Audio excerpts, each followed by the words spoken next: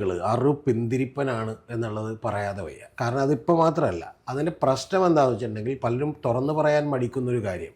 ഇപ്പോൾ നമ്മൾ പല മതഗ്രന്ഥങ്ങളിലും ഇതുണ്ട്. അപ്പോൾ അതുകൊണ്ട് ഇത് ഒരു മതഗ്രന്ഥത്തെ മാത്രമായിട്ടില്ല, ഇപ്പോൾ മുസ്ലിം മതഗ്രന്ഥങ്ങളിലും അവരുടെ ഹദീസുകളിലും ഒക്കെ തന്നെ ഇത്തരത്തിൽ പ്രതിലോഭകരമായ പല കാര്യങ്ങളും ഉണ്ട്.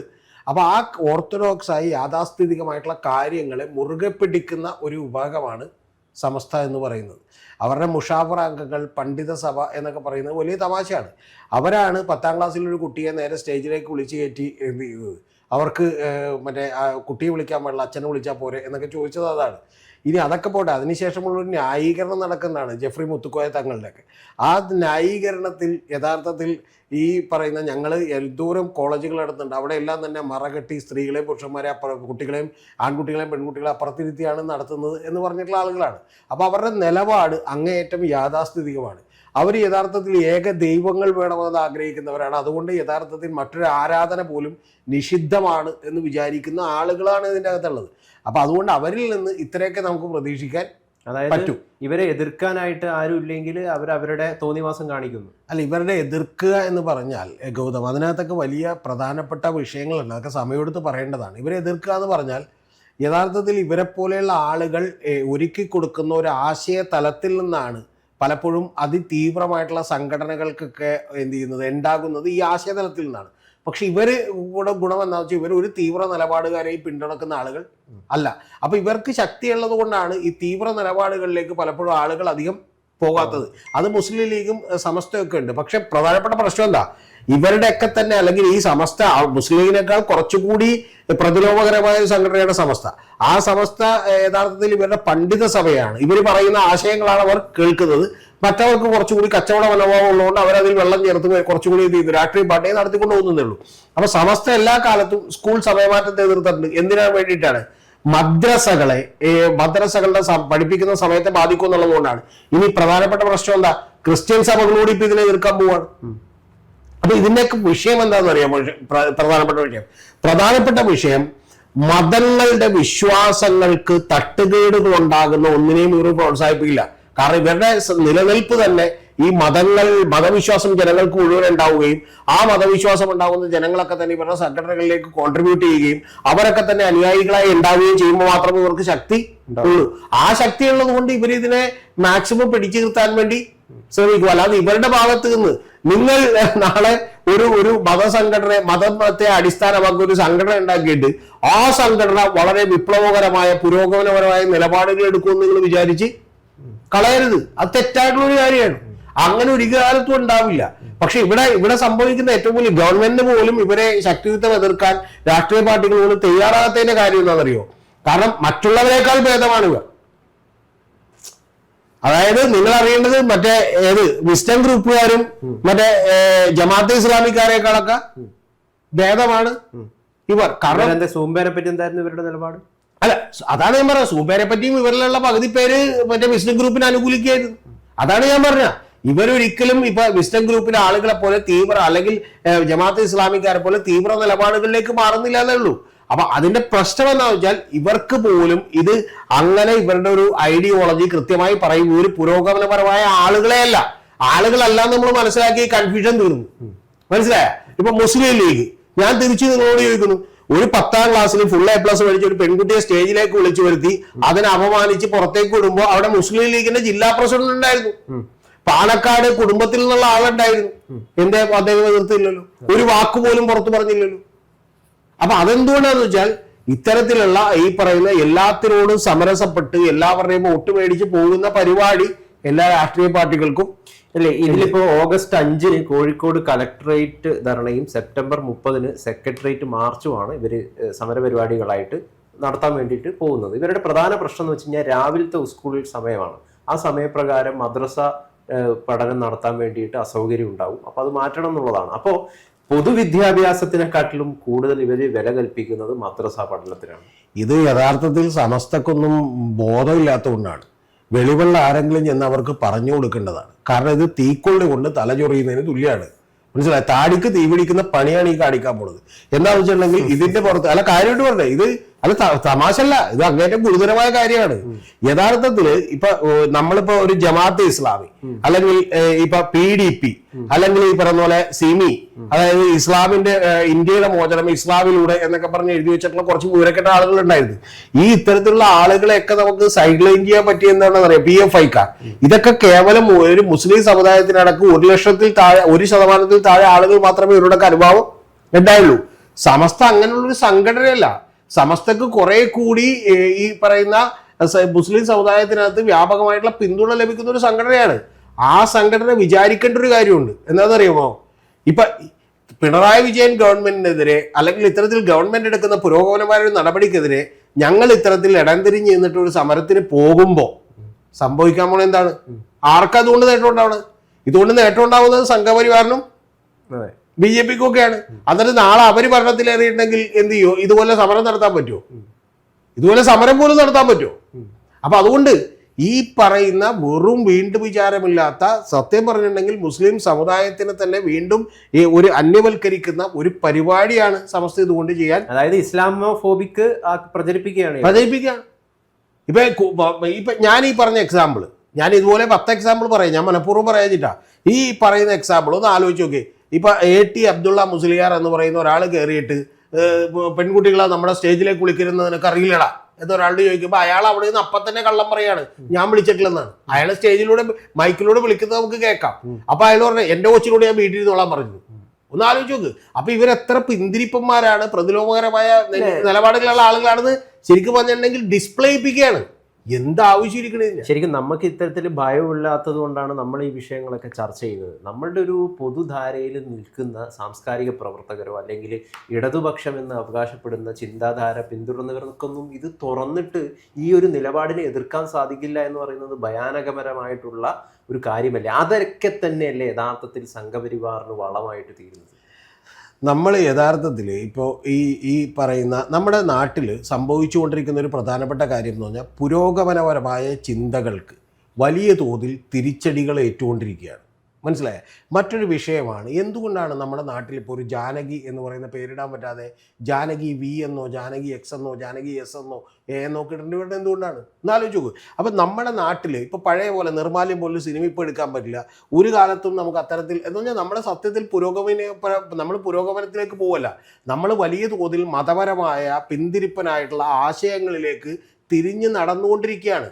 ആ നടന്നുകൊണ്ടിരിക്കുമ്പോൾ യഥാർത്ഥത്തിൽ നമ്മുടെ ഇവിടുത്തെ സാംസ്കാരിക നായകർ അല്ലെങ്കിൽ വലിയ ആളുകൾ എന്നൊക്കെ താങ്കൾ പറഞ്ഞവരില്ലേ, അവരൊക്കെ ഇവരുടെ കയ്യിൽ നിന്ന് ഈന്തപ്പഴമോ ഗൾഫിൽ വേദിയോ മറ്റേതെങ്കിലും കാര്യങ്ങളോ ഒക്കെ കിട്ടുമോ എന്ന് വിചാരിച്ച് അത് മേടിച്ച് നക്കിക്കൊണ്ടിരിക്കുകയാണ്. വളരെ സിമ്പിളായിട്ടുള്ള ഭാഷയിൽ പറഞ്ഞത് മനസ്സിലായോ? അല്ല, വീനെ എതിർക്കാൻ നമുക്ക് മടിയില്ല, ഇതിനെ എതിർക്കാനും നമുക്ക് മടിയില്ല. അല്ല, ഇത് ആരെങ്കിലും ഒക്കെ പറയണ്ടേ ഗൗതം? അതാണ് പറഞ്ഞത്. ഇത് ആരെങ്കിലുമൊക്കെ ഈ സത്യം ജനങ്ങളോട് പറയണ്ടേ?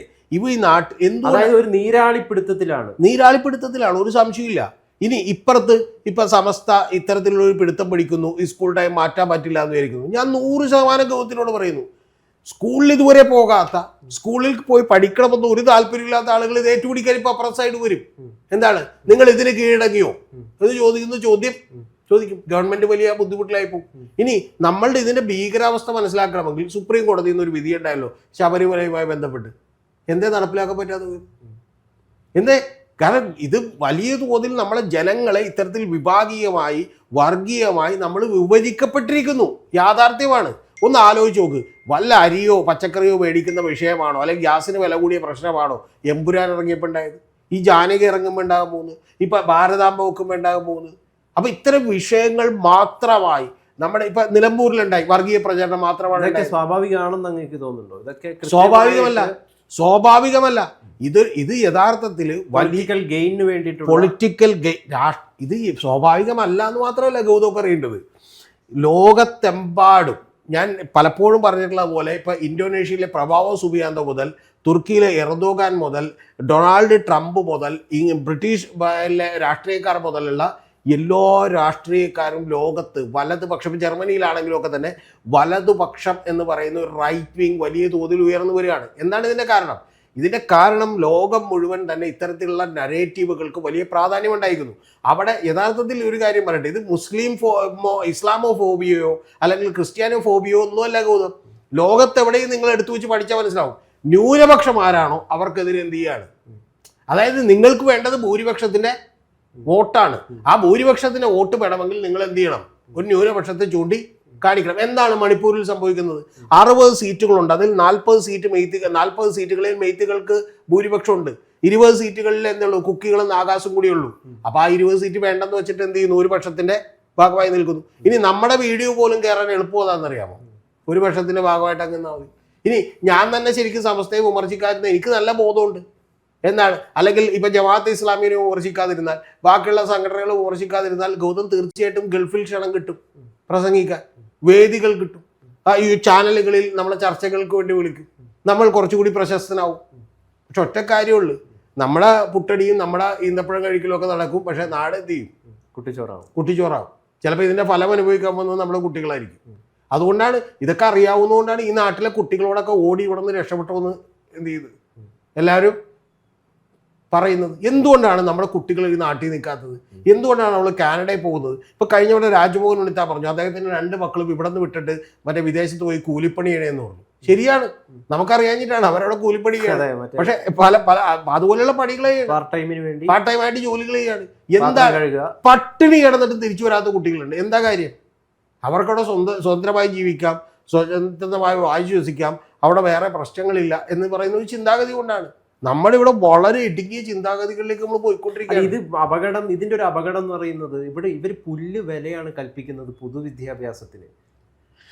അതാണ് ഇവിടെ ഏറ്റവും പേടിപ്പെടുത്തുന്ന ഒരു സംഗതി എന്ന് പറയുന്നത്. അതുകൊണ്ടാണ് പറയുന്നത്, ഇവരെ ഒരു ഭയവും ഇല്ലാതെ ശക്തിയുത്തമം എതിർക്കാനുള്ള, അല്ല ഇത്തരം ചിന്താഗതിയുള്ള ആളുകളെ ശക്തിയുത്തമം എതിർക്കാനുള്ള ഒരു ഫോഴ്സ്, ആ ഫോഴ്സിന്റെ ആവശ്യം ഈ നാട്ടിലുള്ളേ എന്നാണ് യഥാർത്ഥത്തിൽ ഇവര് പറയാതെ പറഞ്ഞു വെക്കുന്നത്. നമ്മുടെ നാട്ടിൽ യഥാർത്ഥത്തിൽ മതപരമായ ഭിന്നതകളൊന്നുമില്ലാതെ ആളുകൾ സത്യസന്ധമായ ഒരു നേതാവോ ഫോഴ്സോ ഒക്കെ ഉണ്ടെങ്കിൽ ആളുകൾ കൂടെ നിൽക്കും. ആളുകൾ പലപ്പോഴും അങ്ങനെ ശ്രമിച്ചുകൊണ്ടിരിക്കുകയാണ്. ഇപ്പോൾ 2020 ആണെങ്കിലും, അല്ലെങ്കിൽ V4 കൊച്ചി ആണെങ്കിലും, അല്ലെങ്കിൽ ആം ആദ്മി പാർട്ടി ആണെങ്കിലും പലതും ശ്രമിച്ചുകൊണ്ടിരിക്കുകയാണ്. ഒന്ന്. ഇനി രണ്ടാമത്തെ കാര്യം ഗൗതം പറഞ്ഞതിൻ്റെ പ്രശ്നം എന്താ പറയുക, പൊതുവിദ്യാഭ്യാസത്തിന് പുല്ലുവിലയാണ് കൊടുക്കുന്നതെന്ന് പറഞ്ഞു. എൻ്റെ പൊന്ന് ഗൗതം, പൊതുവിദ്യാഭ്യാസത്തിന് പുല്ലുവില കൊടുക്കുകയും കൂടുതൽ ആളുകൾ പഠിക്കാതിരിക്കുകയും അതേസമയം തന്നെ മറ്റേ മതവിദ്യാഭ്യാസം നേടുകയും ചെയ്താലേ ഇവരുടെ അടിമകളാക്കി വളർത്താൻ പറ്റുള്ളൂ. മനസ്സിലായ? ഇവരുടെ അടിമകളാക്കി വളർത്താൻ പറ്റുള്ളൂ. പക്ഷെ അങ്ങനെയല്ല, ജനങ്ങളിപ്പോൾ പൊട്ടിച്ചിത് പുറത്തേക്ക് പോയിക്കൊണ്ടിരിക്കുകയാണ്. ഇപ്പോൾ യഥാർത്ഥത്തിൽ കാനഡയിലേക്ക് മൈഗ്രേറ്റ് ചെയ്യുന്നവർ, മറ്റ് സ്ഥലങ്ങളിലേക്ക് മൈഗ്രേറ്റ് ചെയ്യുന്നവരൊക്കെ മലപ്പുറത്ത് നിന്നൊക്കെ ഒരുപാട് വിദ്യാർത്ഥിനികളും ഒക്കെ പഠിച്ചിറങ്ങുന്നുണ്ട്. അവരൊക്കെ ബാംഗ്ലൂരിലും ഹൈദരാബാദിലും മറ്റു പല വലിയ കോളേജുകളിലൊക്കെ പഠിക്കുന്നുണ്ട്. ഇതുവരെ ഭയപ്പെടുത്തുന്നുണ്ട്. കാരണം ഇവരുടെ പിടിയിൽ നിന്ന് ഈ സാധനം വിട്ടുകൊണ്ടിരിക്കുകയാണ്. ഈ ഗ്ലോബലൈസേഷനും നമ്മുടെ ഇനി ഏറ്റവും വലിയ തമാശ ഗൗതത്തിനറിയോ, പാട്ട് കേൾക്കരുതെന്ന് ഇവർ പറഞ്ഞു, ഡാൻസ് കളിക്കരുതെന്ന് ഇവർ പറഞ്ഞു. അല്ല, കുട്ടികളുടെ സമ്മാനാർഹരായ കുട്ടികളുടെ മുഖം മറച്ച് കണ്ണു മാത്രമേ കാണുന്നുള്ളൂ, കണ്ണു മാത്രമേ കാണാൻ പാടുള്ളൂ എന്ന് പറയുന്നത്. അപ്പൊ ഇത്തരത്തിൽ ട്രോളിന് വിധേയമാക്കപ്പെടുകയാണ്. അതാണ് ഞാൻ പറഞ്ഞ, ഈ ശരിക്കും പറഞ്ഞിട്ടുണ്ടെങ്കിൽ ഈ മുഷാഫറ മുസ്ലിം എന്ന് പറഞ്ഞു കഴിഞ്ഞാൽ ഇങ്ങനെയൊക്കെയാണ് എന്നാണ് ഇവർ യഥാർത്ഥത്തിൽ നാട്ടുകാരെ പറയുന്നത്, പറയിപ്പിക്കുകയാണ് യഥാർത്ഥത്തിൽ നല്ലവരായ മുസ്ലിങ്ങളെ പോലും. ഇതൊക്കെ ഇപ്പം നമ്മൾ പറയാൻ തുടങ്ങിയാൽ, ഇതൊക്കെ ഞാൻ പറയുന്നത് ഇപ്പം നാരദ ന്യൂസിൽ, ഞാനിപ്പോൾ പേര് പറയുന്നില്ല, അതിൽ വളരെ ജസ്ല മാടശ്ശേരി, ഇനി പേര് പറയുന്നതിനായിട്ടില്ല, ജസ്ല മാടശ്ശേരിയൊക്കെ ഒരു കുറച്ചുകൂടി ഒരു ഡാൻസ് കളിച്ചതിന് തിരുവനന്തപുരത്ത് കോളേജിലാണെന്നാണ് എൻ്റെ ഓർമ്മ. അപ്പോൾ ഡാൻസ് കളിച്ചതിന് ജസ്ല മാടശ്ശേരിയൊക്കെ ഇപ്പോൾ നാരദ ന്യൂസിലുണ്ടായിരുന്നതാണ്. ഇപ്പോൾ ജസ്ല മാടശ്ശേരിയൊക്കെ അനുഭവിക്കേണ്ടി വന്ന കുഴപ്പങ്ങൾ, ആരോപണങ്ങളൊക്കെ എത്രത്തോളമാണെന്ന് നമുക്കറിയാം. യഥാർത്ഥത്തിൽ ഗൗതം അത്രത്തോളം ഇവർക്ക് ചെയ്യാൻ പറ്റുന്നില്ല. നേരത്തെ ഒരു സാമൂഹ്യമായി ഭ്രഷ്ട് കൽപ്പിക്കുമായിരുന്നു. നേരത്തെ നമ്മൾ CPM-ൻ്റെ കാര്യം പറഞ്ഞപ്പോൾ തന്നെ ഒരു കാടത്തോ എന്നൊക്കെ പറഞ്ഞില്ലേ. സത്യത്തിൽ ഇപ്പോൾ ഇവിടെ വയലിലൊക്കെ അടുത്തുള്ള ഒരു സ്ഥലമുണ്ട്, ഞാൻ സ്ഥലം പറയുന്നില്ല, അവിടെ യഥാർത്ഥത്തിൽ CPM-നെതിരായിട്ടുള്ള ഒരു കുടുംബം എന്നുണ്ടെങ്കിൽ പലചരക്കടയിൽ നിന്ന് സാധനം കൊടുക്കില്ലായിരുന്നു. മനസ്സിലായി? അപ്പോൾ അത്തരത്തിലുള്ള കാലങ്ങളൊക്കെ ഉണ്ടായിരുന്നു. ആ കാലങ്ങളിൽ നിന്ന് നമ്മൾ പതുക്കെ മോചിതരാവുകയാണ്. പക്ഷെ അങ്ങനെ മോചിതരാകുമ്പോൾ എന്ത് സംഭവിക്കുമെന്ന് വെച്ചാൽ, ഇവർ കുറച്ചുകൂടി കാർക്കശ്യത്തോടു കൂടി ഒരു നീരാളിപ്പിടുത്തം പിടിക്കാൻ വേണ്ടി ശ്രമിക്കണേ. നടക്കൂല. കാരണം ഈ ലോകം വലുതായിക്കൊണ്ടിരിക്കുകയാണ്. ഇതൊരു ഗ്ലോബൽ വില്ലേജ് ആണ്. അപ്പൊ ന്യൂയോർക്കിൽ എങ്ങനെയാണ് ജീവിക്കുന്നത്? ഇതിൽ നിന്നിപ്പോ സർക്കാർ പിന്തിരിഞ്ഞാരോ? ഏതാ ഈ തീരുമാനത്തിൽ സർക്കാർ ഇതിനു മുമ്പും ഇത് നടപ്പാക്കാൻ വേണ്ടി തീരുമാനിച്ചതാണ് ഗൗതം. അന്നേരം പിന്തിരിഞ്ഞതാണ്, സർക്കാർ പുറകോട്ട് പോയതാണ്. പക്ഷെ ഗൗതം വിചാരിക്കുന്ന ഇപ്പൊ ശബരിമല ഇപ്പൊ കുറെ അധികം കുറെ അധികം ആളുകൾ വന്നിട്ട് പറയും ഞങ്ങൾക്കും വേണം സമയം പഠിക്കാൻ, ഇപ്പൊ സോഷ്യൽ മീഡിയയിലൊക്കെ അല്ല, ഇതില് പ്രചരിക്കാറുണ്ട്, നിങ്ങൾക്ക് ഈ ക്രിസ്ത്യാനികൾക്കും മുസ്ലിങ്ങൾക്കൊക്കെ മതപഠനത്തിനായിട്ട് സമയങ്ങളുണ്ട്, സ്കൂളുണ്ട്, ഹിന്ദുക്കൾക്കില്ല, ഞങ്ങൾക്കും വേണമെന്ന് പറഞ്ഞിട്ട് വേറെ കുറച്ച് ആൾക്കാർ വരും. ഇപ്പൊ മറ്റേ രാഹുൽ ഈശ്വർ പറഞ്ഞുകൊണ്ടിരിക്കണതല്ലേ, രാഹുൽ ഈശ്വർ പറഞ്ഞുകൊണ്ടിരിക്കുന്നത് വിവരക്കേട് കേട്ടിട്ടുണ്ട്. ഹിന്ദുക്കളൊക്കെ ആകെ അതെ, അതായത് ഞാനും ഗൗതത്തിൻ്റെ കാര്യം എനിക്കറിയില്ല, എനിക്കൊരു ബുദ്ധിമുട്ടില്ല, ശ്വാസം വിടാനൊന്നും ബുദ്ധിമുട്ടില്ല. പക്ഷേ പുള്ളി പറയുന്നത് ആത്മീയമായി നമുക്കൊരു ശൂന്യതയുണ്ട്. അതായത് വെള്ളിയാഴ്ച എന്ന് പറയുന്ന ദിവസം മുസ്ലിംസിനുണ്ട്, ഞായറാഴ്ച എന്ന് പറയുന്ന ദിവസം ക്രിസ്ത്യാനികൾക്കുണ്ട്. അപ്പോൾ അതിൻ്റെ ഇടയിലുള്ള ഒരു ശനിയാഴ്ചകളിൽ നമ്മൾ ഹിന്ദുക്കളെല്ലാവരും കൂടി അമ്പലത്തിൽ ഒത്തുകൂടിയിട്ട് എന്തോ ചെയ്യണമെന്നൊക്കെ പറയുന്നുണ്ട്. ഇനി മറ്റേ എന്താണ് മലയാളി ഹൗസിൽ കാണിച്ച പോലെയുള്ള ഡാൻസാണോ രാഹുൽ ഈശ്വർ ഉദ്ദേശിക്കുന്നതെന്ന് എനിക്കറിയില്ല. പക്ഷെ എന്താണെങ്കിലും ശരി, അത്തരത്തിലൊരു ആത്മീയമായിട്ടുള്ളൊരു വാക്വം ഉണ്ട്. അതാണ് നമ്മളെ വലിയ ബുദ്ധിമുട്ടാക്കുന്നത്. അതുകൊണ്ട് നമ്മളൊരു അപരനെ ശത്രുവായി കണ്ടുകൊണ്ട് യോജിപ്പിക്കാനുള്ള ശ്രമമാണ് എന്നൊക്കെ പറയുന്ന ആളുകളുണ്ട്. ഒന്ന് ഇതുപോലെയുള്ള ശുദ്ധ വിവരക്കേടുകൾ പറഞ്ഞുകൊണ്ടിരിക്കുന്ന പറഞ്ഞോട്ടെ. ഇനി രണ്ടാമത് താങ്കൾ പറഞ്ഞ പോലെ ഇത് നേരത്തെ ഈ സമയമാറ്റത്തിന് ഒരു ആലോചന ഗവൺമെന്റ് നടത്തിയാണ്, അതിൽ നിന്ന് ഗവൺമെന്റ് പിൻവാങ്ങേണ്ടി വന്നു. പക്ഷെ വീണ്ടും എന്തുകൊണ്ടാണ് ഗവൺമെന്റ് അതുമായി മുന്നോട്ട് വന്നേക്കുന്നത്? അതുമായി മുന്നോട്ട് വന്നേക്കുന്നതിന് പിന്നിൽ രണ്ട് കാര്യങ്ങളുണ്ട്. ഒന്ന്, ഈ സമയമാറ്റം കൊണ്ടുവരേണ്ടി വരും, അത് കൊണ്ടുവരാതിരിക്കാനൊന്നും ആളുകൾക്ക് കഴിയില്ല. മനസ്സിലായി? ഈ സമയമാറ്റം എന്ന് പറയുന്ന ഒരു കാര്യമൊക്കെ കൊണ്ടുവരേണ്ടി വരും, അത് കൊണ്ടുവരാതിരിക്കാൻ കഴിയില്ല ലോകം മുന്നോട്ട് പോകുമ്പോൾ. ഒന്ന്.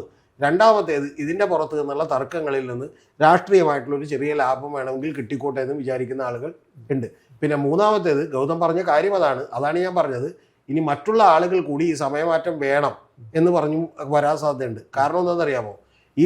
അതാണ് ഞാൻ പറഞ്ഞത്, ഇത് താടിക്ക് തീ പിടിക്കുന്ന പണിയാണ് ഈ കാണിച്ചുകൊണ്ട് ഇരിക്കുന്നത്. അപ്പം അതുകൊണ്ട് ഇതൊക്കെ കുറച്ചുകൂടി സംയമനത്തോടു കൂടി, കുറച്ചുകൂടി വെളിവോടുകൂടി കൃത്യമായിട്ട് അങ്ങോട്ട് എന്ത് ചെയ്യുക. ഇനി ഒരു കാര്യം കൂടി പറയാം, നിങ്ങൾ എത്രത്തോളം ഇത് കർക്കശമാക്കുന്നോ അത്രത്തോളം മതത്തിന്റെ കെട്ടുപാടുകളിൽ നിന്ന് ആളുകൾ വിട്ടുപോകും. എക്സ് മുസ്ലിം ഒരുപാട് പെരുകയാണ്, എക്സ് മുസ്ലിം പെരുകിക്കൊണ്ടിരിക്കുകയാണ്. ഞാൻ അത്ഭുതപ്പെട്ടു. ഇങ്ങനെയുള്ള, ഞാൻ ഒന്നും കൂടി ചോദിക്കാം, ഇങ്ങനെയുള്ള നിലപാടുകൾ തുടർന്ന് കഴിഞ്ഞാൽ കൂടുതൽ ആളുകൾ മുസ്ലിം മതം ഉപേക്ഷിക്കുകയല്ലേ ചെയ്യുക? തീർച്ചയായിട്ടും.